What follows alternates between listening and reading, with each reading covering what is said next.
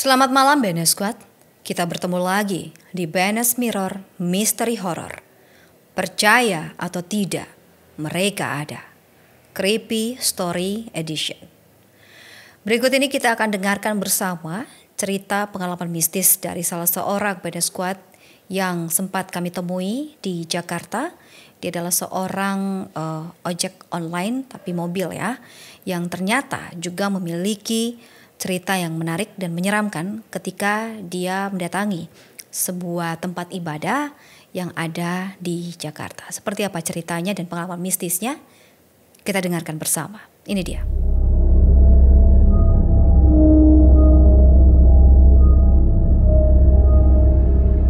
Ya ini Dava masih masukkan dia dalam kategori kalau bukan tunggal. Sebenarnya si yang BNS ini juga dijaga sama saya. Tadi yang Dava bilang sudah buat perjanjian, artinya mereka membuat pagar tersendiri.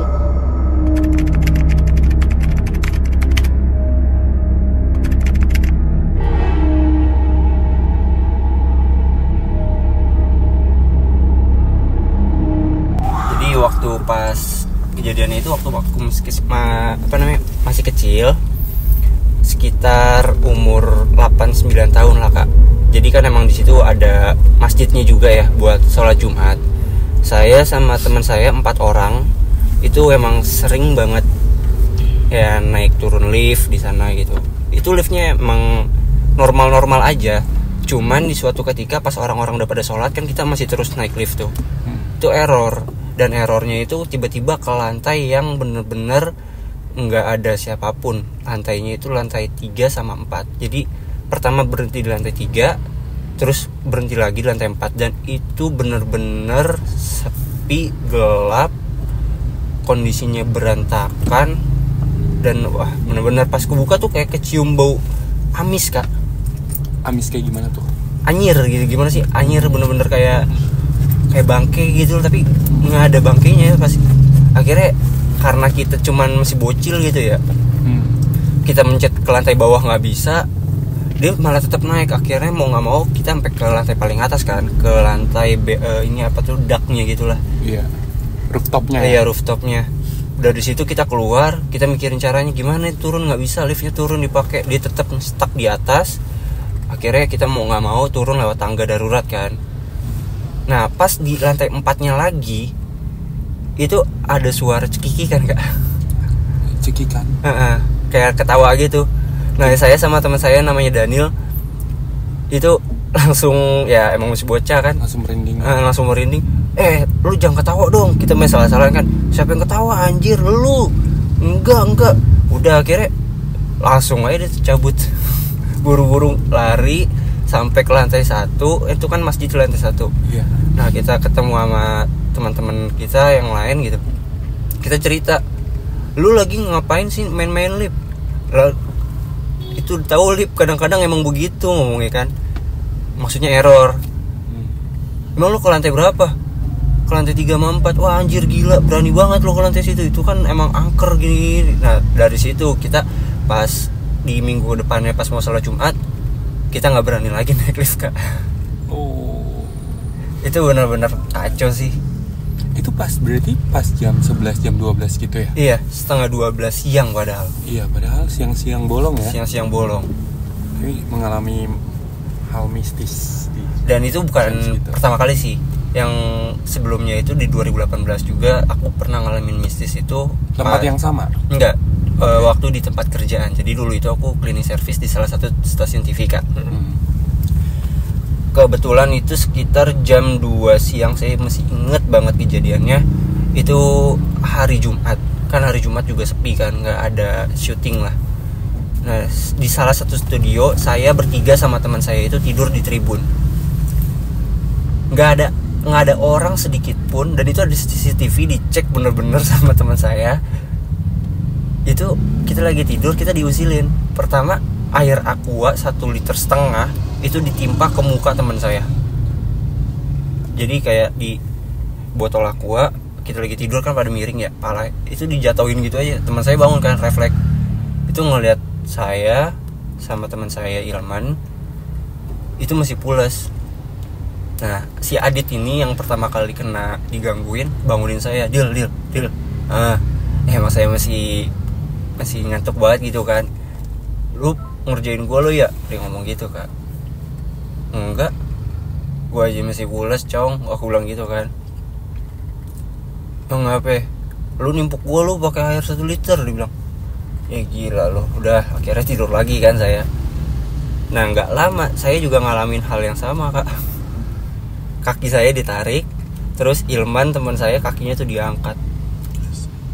Itu bener banget sih, bener saya ngerasain kejanggalan yang saya ya jujur kalau dibilang percaya nggak percaya akan dunia gaib ya saya percaya karena saya udah benar-benar ngalamin hal-hal kayak gitu, mistis-mistis gitu kan. Tapi dari cerita yang juga saya lihat di beberapa web internet, kalau di gedung yang pertama yang kita bahas tadi itu sering muncul sosok perempuan di 2 lantai gitu. Betul. Perempuannya juga berjubah merah. Bukan yang berarti kan kalau berjubah merah cowok ya kalau nggak salah. Sudah dipastikan bahwa itu dia yang bawa anyar waktu itu. Iya. Merinding cowok. Kalau pengalaman selama nge-Grab ada nggak? Kalau pengalaman selama nge-Grab sih alhamdulillah nggak ada ya Kak. Si aman. Aman. Cuman merinding gimana gitunya sih pasti ada kalau ngelewatin tempat gelap, sepi, bener-bener sepi banget gitu. Nggak ada lampu. Bawa penumpang nggak? Lagi nggak bawa. Oh. Dan itu benar-benar sendiri. Nah makanya kalau udah ngelewatin tempat kayak gitu tuh saya pasti auto udah kencengin musik, ngebut di jalan udah bodo amat. Udah. Itu kan 5 lantai setiap ruko kan. Saya ingat banget. Ada yang jatuh langsung mati, terus ada yang ketiban semen. Pas lagi di bawah gitu lagi ngecor apa tiba-tiba semen jatuh nutupin. Sampai sekarang itu. Tapi bangunannya tuh ya pasti ada bukan tragedi sih, ya bocoran gitu-gitu atau hal-hal yang emang di luar nalar tuh sering kejadian di sana. Tapi rame tempatnya buat bisnis usaha ya gitu di sana rame. Iya. Nggak ngerti sih juga itu. Gak tahu ya, mungkin karena udah pernah dia meninggal kali di situ. Iya. BNS Squad, saat ini saya sudah bersama dengan rekan indigo saya, ada Kak Dava. Terima kasih sudah hadir bersama dengan kami ya di BNS Mirror hari ini. Dan seperti yang tadi sudah sempat dengar cerita dari salah seorang driver ojol begitu ya, yang bertemu bersama tim BNS ketika di Jakarta kemarin dan langsung direkam begitu ya ceritanya, pengalaman pribadinya yang berhubungan dengan mistis. Dan salah satu cerita yang menarik yang kita angkat untuk hari ini tentang bagaimana pengalaman dia ketika dia di masjid ya. Dan saat itu dia naik lift begitu, kemudian terjadilah kejadian di situ, kejadian mistis di situ, dan sampai detik ini juga dia masih belum pasti begitu, masih bingung begitu, kenapa sampai seperti itu. Nah sejauh penerawangan dari Kak Dava dengan cerita dari driver ojol ini, seperti apa yang dilihat begitu? Oke. Kak Vero ini menarik dari dia punya pengalaman pribadi ya. Waktu Dava dikirim dia punya rekaman cerita suara itu Dava langsung dapat kilas balik dari salah satu cerita yang dia ceritakan. Terlebih khusus waktu di masjid itu ada satu sosok perempuan yang tiba-tiba datang kasih tunjuk wajahnya, terus kasih tahu tempat dia mati di sebelah mana. Nah, kemungkinan besar dia itu korban, atau mungkin entahlah ini korban pembunuhan atau korban tumbal dari yang proyek pembangunan tersebut, dan dia sudah lama di situ. Oh. Dia area bermainnya itu dari satu tangga yang itu kalau tidak salah dari yang lantai 3-4 kayaknya, yang dia tuh suka dari bawah, suka ini naik turun dari situ, dan dia punya energinya itu lebih besar dibandingkan penghuni-penghuni lain yang datang ke arah situ, ke tempat itu. Nah di situ juga dia tahu si BNS Scott ini, karena si BNS Scott ini ada juga yang jagain, makanya dia dapat semacam warning tersendiri dari yang menjaga dia. Ketika dia sampai di sana dia yang tahu, waktu dengar cerita dia ngerasanya kok tiba-tiba ada yang aneh seperti ini, peka gitu. Dan memang menunjukkan wajahnya secara langsung itu ke dengan tujuan apa begitu sebenarnya? Dia cuma mau kasih tahu itu dia yang paling besar di situ. Dia yang berkuasa di situ. Penghuni tempat lah Kalau kita mau bilang dia sudah agak lama juga sih. Tapi itu kan kalau bilang masjid ya, maksudnya Tempat beribadah gitu kan ibaratnya. Memang bisa seperti itu ya? Bisa. Kan gedung aja ya Bisa, berarti. bisa. Suatu tempat itu dikuduskan ketika orang datang beribadah. Oh, gitu. Dan mereka tuh ada di semua tempat. Di gereja ada, di masjid ada, di pura ada, di beberapa tempat di Kota Kupang juga yang rumah-rumah ibadat itu Dava sudah pergi beberapa tuh itu juga ketemu mereka di dalam. Nah itu mereka juga lebih spesifiknya kalau tidak tuan tempat di situ berarti ada yang datang untuk minta doa. Biasanya seperti itu. Tapi yang kasus ini dia sudah lama di situ. Ya ini Dava masih masukkan dia dalam kategori kalau bukan tumbal. Nah dia yang meninggal di situ. Entah dia celaka atau dibunuh, pokoknya dia di situ tempatnya.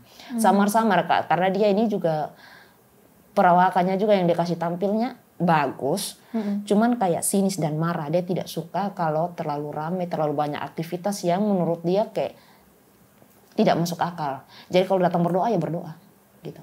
Dia tidak terpengaruh dengan doa atau ibadah yang dilakukan di tempat itu. Tidak sama sekali. Kayak merasa panas atau pergi dari situ, enggak ya? Ada beberapa jenis-jenis entitas yang memang kalau ketemu doa dong merasa kayak bertolak belakang, tapi ada juga yang sudah mau jalan tapi minta stay di situ. Dan dia sudah lama stay di situ. Fungsinya dia stay itu ngapain coba? Ya mungkin dia masih menunggu keluarganya atau mungkin dia punya identitas waktu dia mungkin dibunuh atau apa mungkin belum terungkap. Ada dari mereka sendiri yang memilih untuk mau laju atau tidak. Nah tempat yang dia pilih ini tempat berdoa. Entah mungkin dia berpikir dengan di sini tempat berdoa orang datang berdoa mungkin dia lihat mungkin ada salah satu keluarga yang datang atau bagaimana gitu. Hanya di sini dia punya karena mungkin energinya besar, dia juga berpeluang untuk mengganggu beberapa orang-orang yang datang beribadah di situ. Jika orang itu tidak benar-benar tidak konsentrasi bagus tidak atau mungkin datang hanya sekedar ya sudahlah ini sebagai perlu untuk berdoa ya ketemu pergi berdoa saja sebagai rutinitas, tapi untuk berdoa secara privat lurus Yusuk begitu ya benar-benar gitu sungguh-sungguh itu 1-2 itu dia tidak ganggu, tapi kalau yang datang hanya sekedar ikut arus saja pasti dia akan berulah juga di situ. Makanya mereka dengar ada yang bunyi. Nah itu dari dia gitu. Dia mengganggu langsung di dalam tempat sekitaran halaman dan tempat ibadah tersebut. Tidak sampai di rumah ya, hanya mengganggu di sekitaran situ ya. Dia stay di situ soalnya. Dia nggak kemana-mana ya. Kayak gitu. Perwujudannya pun juga hanya ditunjukkan kepada orang tertentu. Orang tertentu. Nah kebetulan memang si driver ojol ini ya, dia kan memang ada yang jagain gitu kan. Kakek, kalau dari cerita yang lainnya kan ada kakeknya ya, begitulah opa-opa atau kiai lah apa begitu yang jagain dia. Mungkin itulah yang mensinkronkan akhirnya diberikan petunjuk. Iya, sebenarnya si yang BNS ini juga dijaga sama satu harimau, sosok harimau putih. Harimau putih ya. Ada 2 yang jaga dia, makanya ketika sampai di sini dia mau untuk kayak beta ada di sini loh. Biasanya kodam itu ada yang berupa kodam leluhur, ada juga berupa hewan peliharaan dari si yang meninggal leluhur, yang meninggal mungkin diturunkan hewannya saja atau mungkin karena si BNS Squad ini juga dia punya kakek yang menjaga dia hanya datang pada saat-saat tertentu. Dan itu yang krusial aja ya. Iya, gitu. Kalau yang biasa lindungin si harimau putih harimau itu. ini makanya si sosok ini juga akhirnya kayak ya udah beta kasih tunjuk bahwa beta yang di sini lebih kuasa di sini tempatnya gitu. Oke. Nah kebetulan juga Kak Dava sudah sempat menggambarkan sosok tersebut ya. Jadi kita akan lihat sosok tersebut. Jadi siap untuk Anda, mungkin untuk BNS Squad yang pekah juga, siap-siap aja kalau kita tunjukin gitu ya di gambar ini. Supaya jangan sampai ada gangguan, jangan mual, pusing dan lain sebagainya gitu ya. Biasanya ada ketertarikan energi. Iya. Oke ini dia. Satu sosok. Dia udah jadi kunti merah ya Kak. Jadi wow jahat dong. Dia jahat tapi dia di situ stay, dia tidak mengganggu kayak gini. Gitu. Nah ini dia sosoknya. Jangan terlalu fokus sama matanya ya. Takutnya nanti ada yang terimpact ketika nonton lagi nih. Kita biasanya juga ada yang ngeri banget loh matanya. Makanya aku langsung tutup aja begini. Karena bener tipikalnya itu marah gitu dan matanya betul-betul tajam meliatin orang itu loh. Kalau nggak kuat bahaya ya kayak gitu. Oke, nah tujuan dari kehadirannya dia ini seperti katanya Kak Dava juga masih meraba-raba ya antara memang dia yang stay di situ penghuni atau dia menjadi korban tumbal pembangunan tempat itu kan bisa saja terjadi ya. Cuma masih belum pasti. Dia juga belum membuka diri untuk menyampaikan sebenarnya asal mula dia berada di situ kenapa.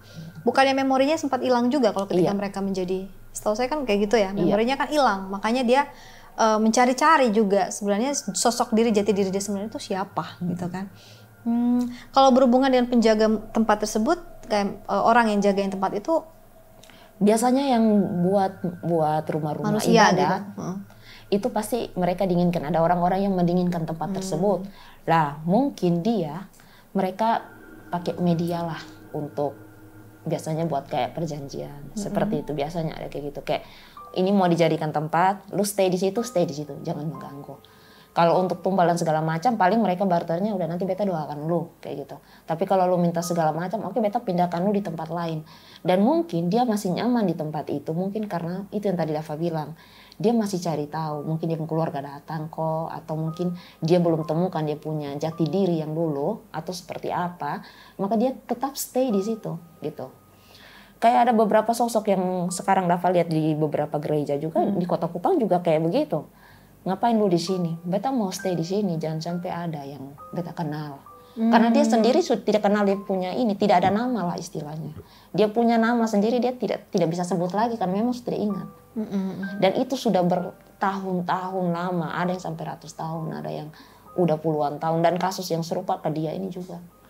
Mungkin dulu daerah di situ, daerah air atau mungkin daerah-daerah pekuburan dulu yang buat dia akhirnya stay di situ. Ketika dia mati, dia dendamlah sama orang yang buat dia. Mungkin dia tumbal atau korban pembunuhan. Itu yang dapat dari sosoknya dia waktu dia datang itu. Tapi biasanya kalau dia diizinkan untuk stay di situ, sudah ada perjanjian juga bahwa kamu nggak boleh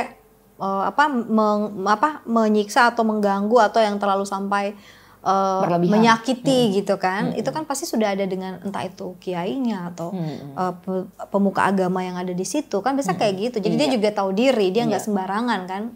Justru yang gangguan-gangguan ekstrim lainnya itu yang berasal dari luar. Oke, dari luar ya. Dari luar, bukan dari dia gitu. Kalau mereka bilang Sonde ini korban tumbal itu tempat Sonde, yang dapat justru dia marah karena dia yang nanti disalahkan, bukan itu sosok yang dari luar. Karena dong tahu bahwa dia di dalam, dia yang suka mengganggu, dia yang suka menampakkan diri, tapi dong sudah tahu bahwa yang mengganggu dia itu orang dong di dalam, sebenarnya itu dari luar. Dari luar-luar, bukan dari. Kok bisa masuk gitu kan, ada dia. Kan Kak, tadi yang Dava bilang, sudah buat perjanjian, artinya mereka membuat pagar tersendiri. Nah, pas mereka kerja, mungkin kerja pembangunan, rekonstruksi pembangunan mungkin, atau mereka, itu kan celaka bukan langsung pada tempatnya. Mungkin pulang, sakit, meninggal, atau mungkin kecelakaan di tempat itu, tapi sonde langsung di tempatnya. Akan di luar garis batas yang mereka diinginkan. Seperti itu ya Kak Dava ya. Betul. Oke, jadi untuk driver ojol kita yang sudah mengirimkan cerita ini, bahwa untuk cerita dia yang pertama ini memang sudah stay di situ. Jadi udah ibarat menjaga lah gitu ya. Menjaga tempat channel di mana-mana tuh ya. Ada orang lagi ibadah juga digangguin ya kan kayak gitu. Tempat ibadah itu nggak menjamin kan, itu gedung. Itu gedung ya. Di mana-mana tempat itu adalah gitu. Pasti adalah ya entitas-entitas yang ada di situ ataupun arwah-arwah yang ada di situ. Bahkan diri kita sendiri juga ada yang jahat gitu kan yang bisa datang dan pergi begitu saja. Oke, tipsnya buat si driver ojol ini maupun Band Squad yang juga punya pengalaman yang sama gitu dan mungkin masih denial bahwa masa sih tempat ibadah kayak gitu. Ada yang seperti Pertama kali ya fokus. Kalau mau datang doa ya kita fokus dengan intensi yang memang kalau mau pergi doa ya pergi doa. Setan tidak kenal waktu Kak. Betul. Dia pagi, siang, sore, malam dia ada gitu. Dan dia akan cari celah bagaimana dia harus masuk ke dalam orang punya konsentrasi, orang punya fokus, dan dia akan cari betul-betul celah untuk menjatuhkan manusia. Nah, untuk si BNS Squad ini, Dava pesan satu, coba dia pulang lagi ke kampungnya untuk selesaikan dia punya perjanjian dengan leluhur. Karena ini sepertinya dia punya leluhur tuh kayak minta terus dia untuk, ya lu harus dapat dari dia ini sesuatu. Kan mungkin dia yang dipilih dari sekian banyak keturunan. Dan untuk teman-teman semua yang punya pengalaman, mungkin di gereja sendiri tiba-tiba lagi berdoa ada dengar bisikan. Ya, betul. Atau mungkin di masjid baru mau masuk di pagar depan lihat ada yang ikut-ikutan masuk untuk pergi. Tidak usah takut sebenarnya. Justru mereka yang gol masuk ke dalam itu adalah mereka yang minta doa. Dan kalau misalnya mereka tabrak masuk pun, kalau kalian fokus berdoa, mereka nanti sendiri mental. Biasanya seperti itu, apalagi ini bulan puasa banyak Kak, banyak sekali. Ini mereka muncul di mana-mana dan berusaha untuk kasih jatuh orang, punya fokus iman ya, mengikuti gitu. ujian lah begitu, cobaan di bulan puasa juga ya. Walaupun kan kata orang kalau bulan puasa pada dibelenggu kan setan-setan gitu kan ya. Ya, namun tetap kita harus waspada dan tetap berjaga-jaga ya, karena tentunya cobaan itu selalu datang dari tanpa kita ketahui, tanpa kita sadari, dari segala hal. Mungkin bukan dalam wujud arwahnya gitu, tapi bisikan-bisikan, kemudian keinginan-keinginan daging kita itu juga merupakan itu cara mereka juga untuk bisa menjatuhkan kita. Jadi tetap berbanyak berdoa ya, berbanyak beribadah juga untuk bisa berjaga-jaga. Oke, itu saja Kak Dava yang bisa disampaikan. Terima kasih ya Kak Dava sudah menyampaikan tipsnya juga buat BNS Squad dan juga khususnya buat driver ojol ini ya, untuk bisa tadi kata Kak Dava coba balik lagi ke kampung halaman dan coba asah lagi begitu. Komunikasikan dengan yang ngikutin itu ya, yang jagain itu dari leluhur tuh maunya seperti apa begitu ya. Walaupun memang kata orang nggak boleh ada kompromi ya dengan hal-hal seperti itu, tapi kalau dilihat ini hitam apa putih nih? Putih sih putih sebenarnya. Ya. Cuman itu ya dia lari dari tanggung jawab. Dia maunya lari, tidak mau normal, tapi tidak bisa kalau sudah ditarik. Oke. Sudah ditarik ke dalam garis keturunan. Oke. Baik kalau begitu. Untuk BNS Squad yang juga punya cerita-cerita menyeramkan ataupun punya pengalaman mistis bersama dengan arwah gentayangan atau siapapun itu ya yang berhubungan dengan entitas-entitas dunia lain, bisa langsung kirimkan ceritanya BNS Squad di email berikut ini, bohongnonstop@gmail.com. Jangan lupa like, Komen, subscribe sebanyak-banyaknya hingga mencapai 100.000 subscriber. dan jangan lupa share ke siapapun agar mereka juga bisa mengikuti video-video terbaru dari BNS Mirror. Bunyikan tanda lonceng notifikasi jika ada video terbaru dari BNS Mirror. Karena misteri horor, percaya atau tidak, Mereka ada.